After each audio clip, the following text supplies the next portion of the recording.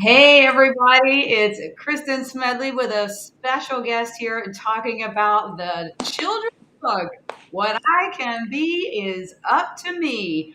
We are going to be talking with one of our characters, air quotes, in the book, Alex. It's actually LA. Alex Williams is in the house. Well, he looks like he's got a cool studio going on in his visual there. He is in the house today to talk about this book, why it's important, some really cool stuff happening with it. So let's jump in. Here's Alex's page in What I Can Be Is Up to Me. What I can be is up to me because you see, I believe in me. I can be like Alex. I can be a leader too, dreaming big, listening and teaching, helping others achieve. Lead, lead, lead. I'm showing the book. LA, what's up, buddy? We're gonna have a good time Oh today. man, absolutely! I am so pumped up, fired up, super excited about this book. It don't make no sense. It's so crazy because a CEO reached out to me and she let me know that her book came in the mail. She was like, "What is this? It got like the dots, like it's Braille." And so she was shocked that it had Braille and print together. She was like, "I didn't really understand exactly like the value." She was like, "Oh wait, I'm gonna have to get some more of these for." Just schools and things like that in her area. So I was like, hey, 100%, let's make it happen, right? Because it's not for. See, I think people think that it's for blind people, and while us as the blind community, we can benefit from it. I think it's more so for just the average and ordinary first, second, maybe even third grader. And so, hey, Kristen made me think about it. Maybe we should have some versions without Braille, like that way. That way they can just kind of learn. We can put the Braille in the back. I don't even care, right? But I'm just saying, like, because I think it is super cool that they get the chance to experience Braille. Because, most times kids, they might hear about Braille, they might see it on TV or something like that, but they never get a chance to feel it, touch it with their own skin. Right, and I think that that's the thing that this book does differently. It gives folks an experience that otherwise they would not have. So, yeah. I love it. I love that you just use the word experience. I got to tell you, man, I've been out in the schools with Hmm. this book, and we are having like I know that, and I should come with a warning label, because you know how fun this story is. We get everybody cheering and Right. everything, and every time we were in Tampa, and we had those kids going Yes. wild with like the hundreds of kids in there, and I'm like, this is not. I reach out and I'm like, now I actually changed on my outreach for this because I'm like, oh, I'll come and do a presentation about blindness and Hmm. ability, not disability. But I'm like, you want to change how everybody sees this all at Yes. once?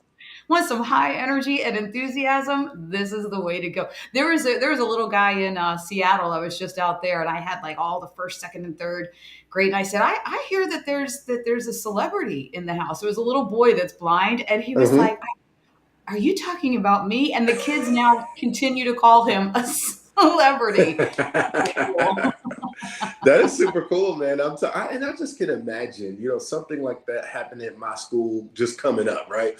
Now, I did go for a little while. I went to Overbrook School for the Blind, and then I went to OEC, Overbrook Educational Center, and so they were obviously a little bit more exposed to just the blind community, right? It was just a bunch of us. We was rolling deep up in there, right? So, but I still think it'd be really cool to have a presentation like that for the regular sighted kids, right? Because they still would ask questions. Like, my classmates would still ask a lot of questions, and I taught a lot of people Braille and all that different kind of stuff. But to have someone like you come in with a book like this, I think would have really explained a lot. And even though I've always been an explainer, even when I was, in sixth grade, right, I still think it would have been beneficial to have an adult that truly understood. Because so many adults, I think the teachers probably got it. I think the itinerants probably got it. But outside of that, yeah, we was on our own. So, Listen, I think that you will be thrilled to know I go, we do the book, we do the story, we do all the actions. And then I mhm. start chatting with them and I'm like, okay, who wants to be like Clark and Peyton? Who wants it? And Woo! all these hands go. And I'm like, who wants to be like LA? They go wild. They all want to be the leader. Aw. Let's go, right? Let's go. I mean, and that's what the world needs, right? The world needs more leadership. I totally believe that. And listen, you don't have to run the company to be the leader. You don't even really have to be a manager to be a leader. You can lead yourself. And see, that is what I think, again, this entire country, when you talk about, we ain't got to get into politics and all that good stuff, but as human beings, right? If we lead ourselves instead of being followers of just following other people and what they say and all that, no, man, we know right from wrong. And so there has to be some principles that we stand on, right? The Seven Habits of Highly Effective People, another book by Dr. Stephen Covey.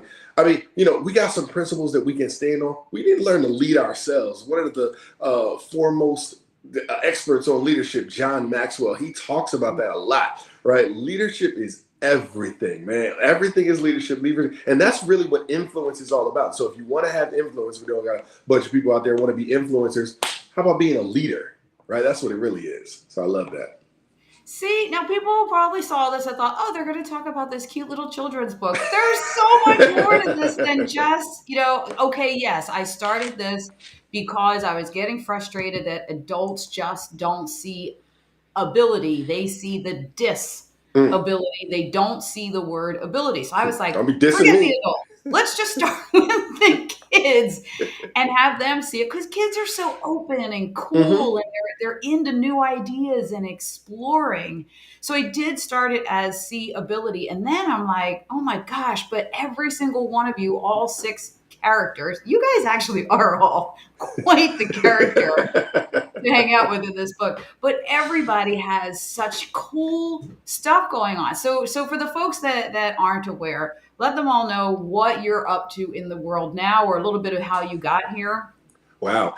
Okay. So I want to kind of talk about when you called me, right, and told me about the idea. I was at a dealership because I'm the vice president of a company called Dealer Synergy, where we train car dealers on how to properly sell cars over the internet, make a lot of money, help a lot of customers, all of that good stuff, right? And so I was at a dealership and I get this phone call from Kristin, and she's like, oh, where were you? Were you like on a beach or somewhere? I know you were like, LA, I'm coming up with this idea. I want to do this and this and this and this.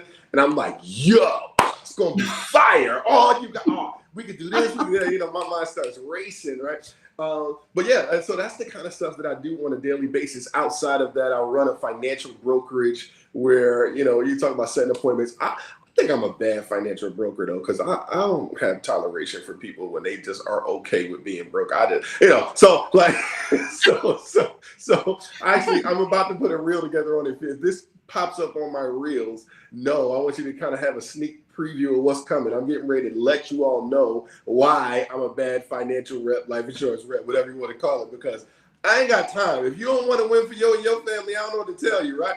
But outside of that, of course, I do production engineering. We're doing a lot of voiceover work. I'm working on a bunch of different projects for some artists out there, right? So I stay busy, right? I stay putting myself in position to help some other people, and on top of it, I'm developing a outside sales training class because I'm finding that people are when it comes to sales, right? People got this mindset. I ain't acting like I'm gonna change the whole mindset of sales, but people think that you got to be like pushy in sales and all that kind of stuff. And I'm like, those are the people who are not good at sales, right? The pushy people. I told you I ain't got time for that, right? I'm just going to present it to you. I'm looking for people who already want the things that I offer, and I think that's what most of us as salespeople got to do. You got to just talk to people who already want what you got. You just show them the benefit, the features, advantages, and benefits of what you do, and life becomes so much easier. So when you want to talk about what I got going on, I got all that going. Plus, I got my son. You know what I'm saying? He's playing basketball, right? He's with me pretty much every other week right now during the summertime. So that's a whole lot of stuff going on. He'll be 15 on the 16th of July. Wow. So yeah, right. So that's a lot of 15. crazy stuff. Yeah, we all over the place with it. So You know what cracks me up here, LA?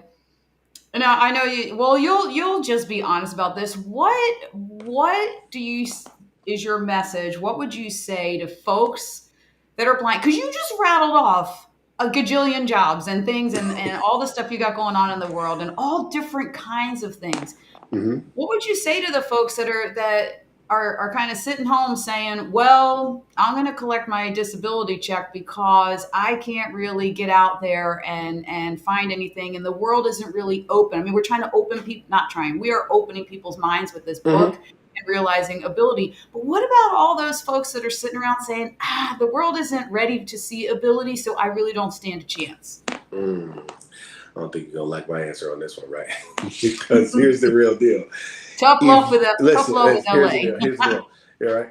If you continue to feel that way, right, it's because of that type of thinking why folks like Kristen and I and Michael and Mitch, why we got to do such hard work. We need more soldiers. We need more people to help us kick down these doors, right? And so if you're sitting at home on the couch and we trying to kick down the door, we just need one more person to help kick down the daggum door. If we could get you up off the couch, if we can get you up, you know what I'm saying, out the house and start pushing on some of these doors, we could add a little bit extra weight. If we could just add your two hands, something in this world could absolutely change. But again, if you're just going to be the kind of person that's going to put your hands in your pockets and let other people do the work, is that the definition of leadership? The answer is absolutely not. So I said that if you got a desire in your heart, if you want things to change, if it's going to be, who is it up to? Wait, I didn't think it said somebody else. I don't even rhyme, right? If it's going to be, right, it's up to me, right? And so you got to be the me in the story, right? You got to be the me in your own story. So listen, that's why I said sometimes people don't really like the messaging, because I'm going to challenge you to actually do something, to put some work in, right? You got to be proactive, right? Not reactive, where you just kind of wait for, you know what I'm saying, mommy or daddy or celebrity, you know, because I promise you that celebrity, he gonna do something, right? But waiting for somebody else to do something. If you assist us in making things happen, things will happen for you. Oh, look at that. Wait, I love the expression. Don't just stand there with your hands in your pockets. Come on. Right? You know, Let's go.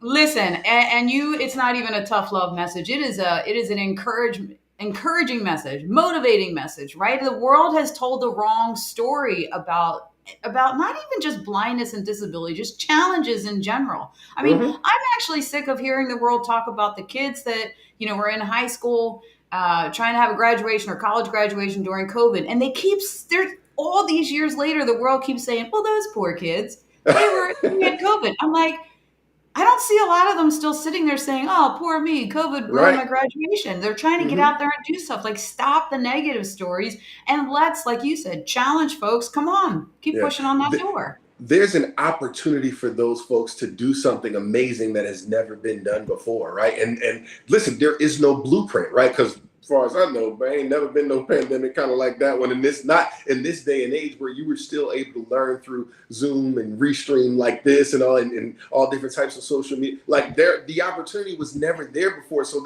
it's not like there's been a path laid out for them. So what does that mean? They're going to need a leader, right? One of the things I will say, I've been, because my wife is a fan of The Walking Dead, right? And so for me, I always thought the character, what's his name now? Ezekiel was like super cool. King Ezekiel. I don't know if none of y'all know him, but my man he, from his theater degree, right, changed his language, and he just was like, I'm gonna be the king, right? And he just he held it down. I thought that was so boss, right? And so we all look at that as if you're familiar with it, right? It's not just some zombie apocalypse story, right? There's actually a lot of really in-depth, cool stories inside of it.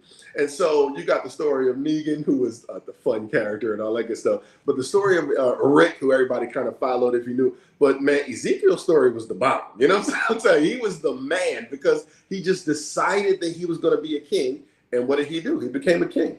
And so I think all of the rest of us are literally one decision away from doing whatever it is that we want to do in life. We just have to truly decide, right? Not make a choice, because the choice means you pick one day, you can pick the other one tomorrow. But the word decision means when you decide, it means that you what the word genocide is. It's like you cut off, like you kill an entire country, right?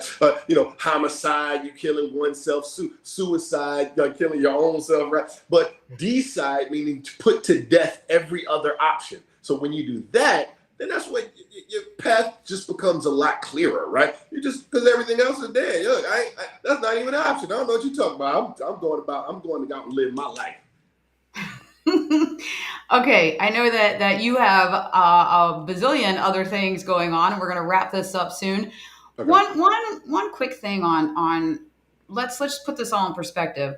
Hmm. When you were growing up, did you take classes and have all of the plans to be doing the things that you're doing now? Did you just have you been working on this for a super long time and didn't course correct at all? No, not at all. Right. I took regular old English, math, social studies, and everything like everybody else kind of growing up. Um, I will say that I had extracurricular stuff going on. Right. So I was, musically inclined. So I was always in the band and stuff. And then I had my little group, like my group of guys, right? And I always felt like I was a leader in that regard, right? But I always paid attention to what's going on inside me, right? I've always been that guy. I mean, I remember to the point where I was in first grade and we had a new guy. This new guy, this little kid Russell, gonna come and sit in my seat. I was like, boy, I wanted to be like, you don't get up on my seat. But he was the new guy, so I was like, all right, I'm gonna let you sit there today. It's all good, right? But I just felt like that was the leadership move to make. Why? Because I wanted to embrace the new guy, right? Same situation. It's actually a little bit of a unique situation. But in fourth grade, right, we had Terry. He came in. He was a brand new kid, right? But he was one of them new kids. He wasn't humble like Russ was. He was coming to run amok, right? And so for the first 3 days on the playground, I had to beat him down. You know what I'm saying? But then by the fourth day, we was friends. You know what I'm saying? So I'm saying all that to say that, for me, I always looked at what was going on deep inside me, but nobody outside like gave me anything. I always kind of had the thought process. Of course, I gotta, follow the rules and live life and everything like that. But I just wanted to do more. And I think that if you have a desire to do that, you just gotta pay that some attention, right? Don't starve the leader inside you. Don't starve the desires, whatever desires you have inside you. Don't starve them because then they'll die. Right, you got to make sure you feed those desires with encouragement. Right, you got to say, "Hey, listen, if you really want to do it, you can do it." But like I said, because I said, don't expect that the path is going to be laid out for you, because I promise you, it's not. If you want to talk about how I got to where I am, I went to regular old high school, right? Graduated. Was sitting in 13th grade. I was like at my mom's house in September, like, oh shoot, I really don't have nothing else to do.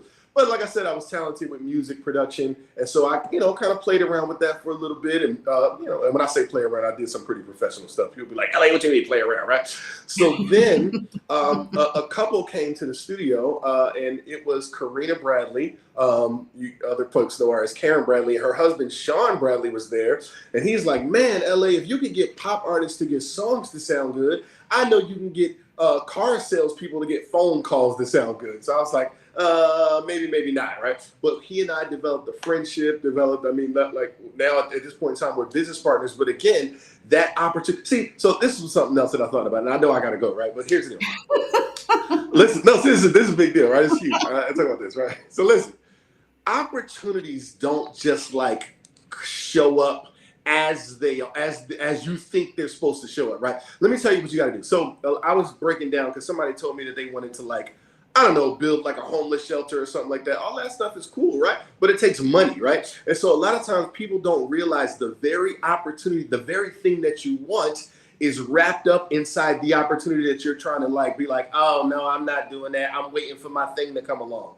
No, your thing is inside this thing that you're saying no to. So stop saying no to stuff, right? Say yes to this, and then when that becomes no longer the thing to do, switch over to the next thing. And when that no longer becomes a thing to, switch over to the next thing. Nobody's saying you gotta like stick with something that you don't like or still don't enjoy, but I promise you one thing: you better open yourself up to the opportunity of actually attacking the thing. But because I'm telling you, it's just like, listen, they say life's gifts are wrapped in problems, right? And so if you never open up the wrapping, right, you'll never get to the doggone gift. I love when we do those, like in Christmas, when they got those boxes inside the box. My wife gave me my Father's Day gift, and I was like, inside the bag, I was like, oh, it's a bag, right? But eventually, right, I got to the jersey that was inside of the bag, inside of the bag, inside of the bag. That's how life works. You got to be willing to open up opportunities and find another opportunity inside of that one and another one until you get what it is that you want. That's all I can say, Kristen. I hope that. Bam. Well, Let's end on that. Hey, listen, if anyone can motivate folks to get out there and grab a copy of this book, and not just grab a copy. I mean, make this a part of your family, your Yeah. home library, right? Get it into your child's school. Yep. Imagine everybody growing up, everybody having the opportunity to grow up with the message that LA just talked about. That's within him, right? What I can be is up to me, not so what I can be is up to me. LA, we should have like a weekly show where we just hang out for 20 minutes and you get me all fired up and I'm ready to Let's go go. paint my house or something. My kids are hiding. They're like, oh my God, she's going to have 7 projects for us now. She's talking to LA. Hey man, Let's always do good the to hang doggone out with thing. you. Thanks for stopping in, chatting about the book, and I'm sure everybody's going to see some really cool stuff coming out Anytime. from We us soon. appreciate it. All right. I'll talk with y'all later. Peace.